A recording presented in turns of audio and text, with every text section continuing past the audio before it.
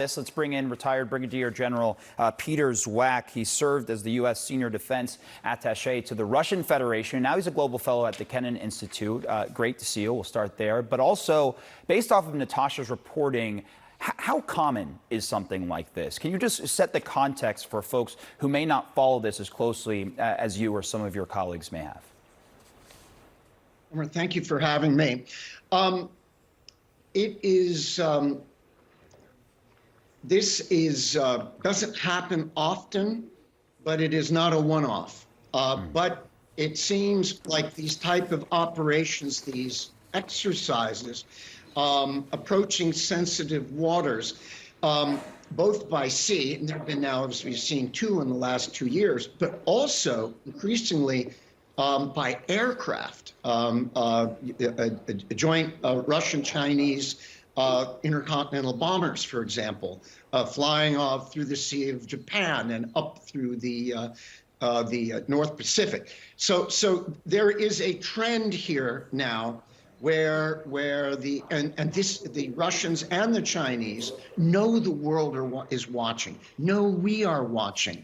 And I think that they're kind of putting their elbows out, pushing into international waters, but territorial as well, and making a statement by doing it. And they're also been in some, they've been parts of other maritime activities in the Middle East and elsewhere. Yeah, and how concerning is it that Russia and China are working together, even if it is in a patrol context like this? Well, it is concerning because it shows, and while they're back and forth, and the Chinese are careful in how heavily they support or not Russia's invasion of Ukraine, they maintain relationships, and they have their big military exercises along the border.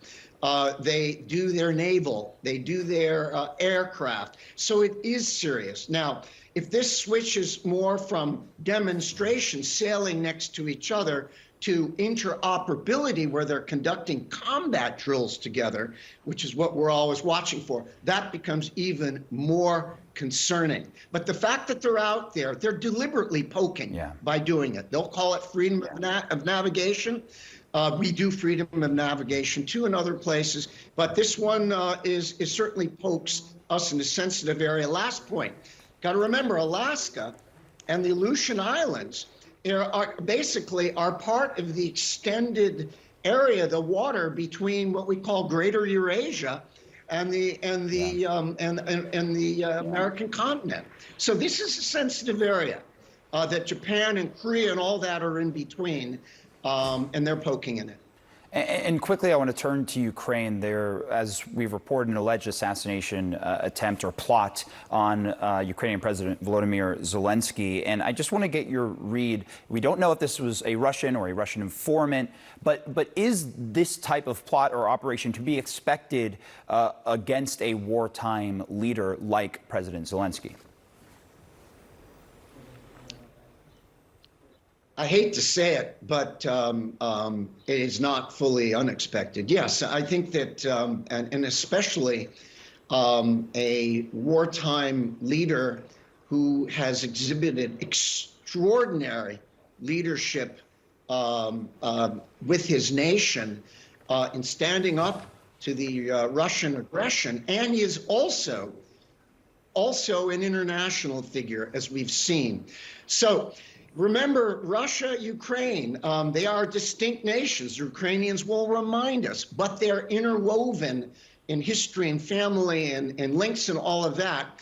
And the fact that you have an insider, their militaries were one once, and then now they're separate, but you have interwoven people and things. So the Ukrainians are remarkably good with their counterintelligence, because President Zelensky's been a target since the first night in Kyiv in the invasion, when they were trying to get him, Russian fifth column saboteurs in the early days of the war. This is not unexpected. Yeah, well, Peter Zwack, thank you as always. Again, the Ukrainian counterintelligence people have proven to be really good after 17 months of this war. and a demonstration of their prowess in at least this case. Thank you so much for your insight, as always. Kate?